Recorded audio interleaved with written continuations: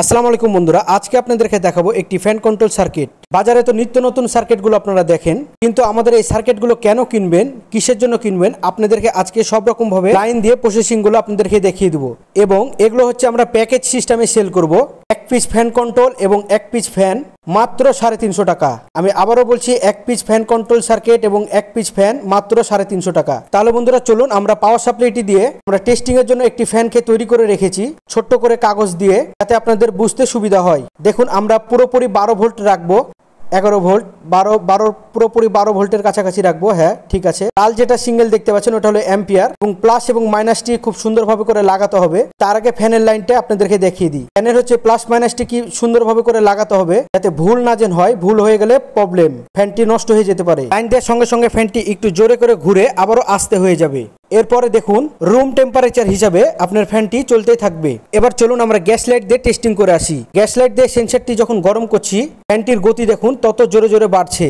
এটা একটা high speed fan, sorry এটা বন্ধ হয়ে গেছে, আমরা ঠিক করে নিই। দেখুন কত জোরে ঘুরছে, এক কথায় চমৎকার ফ্যান। এবং যে সেন্সরটি আমরা ফ্যানের কাছে ঠান্ডা হতে দিলাম, যাতে আপনারা তাড়াতাড়ি বুঝতে পারুন, সেন্সরটি ঠান্ডা হয়ে গেলে ফ্যানটি আস্তে আস্তে স্পিড কমে যাবে। তো বন্ধুরা চলুন আমরা অ্যাম্পিয়ার মিটারটি দেখে আসি, হিট দিলে অ্যাম্পিয়ারটি কতখানি বাড়ে এবং কমে।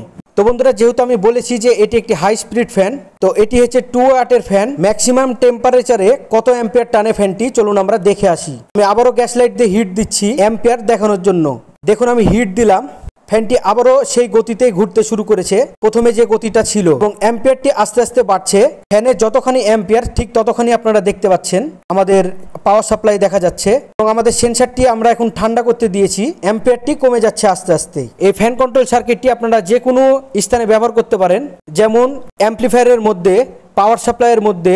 কিন্তু একটা জিনিস কি, আপনাদেরকে 12 ভোল্টটা খেয়াল রাখতে হবে, যাতে কি 12 ভোল্টের বেশি না যেন হয়ে যায়। 12 ভোল্টের বেশি হয়ে গেলে ফ্যান কন্ট্রোলটি নষ্ট হয়ে যাবে। আর ফ্যান কন্ট্রোলটি যদি নষ্ট হয়ে যায়, এটিতে কোনো ওয়ারেন্টি গ্যারেন্টি কিছুই থাকবে না।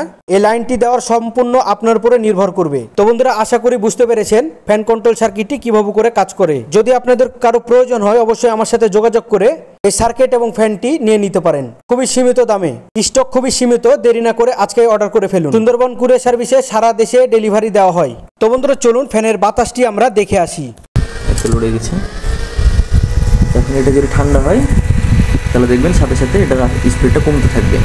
মানে আপনার হিটসিং যত গরম হবে তত ফ্যানটা জোরে ঘুরবে। আর এতে ঠান্ডা হওয়া শুরু হয়েছে, আস্তে আস্তে কমতে আছে। এখন এত কমতে কমতে এদিকে দেখেন মুন্না ভাই, অ্যাম্পিয়ারটা কমে যাচ্ছে আস্তে আস্তে। ফ্যানের কারেন্ট খাওয়া কমে যাচ্ছে আস্তে আস্তে, দেখতে পাচ্ছেন। তো বন্ধুরা, আবারও কোনো নতুন ভিডিও নিয়ে আপনাদের মাঝে হাজির হয়ে যাব। ততক্ষণ পর্যন্ত সবাই ভালো থাকবেন, সুস্থ থাকবেন। আল্লাহ হাফেজ।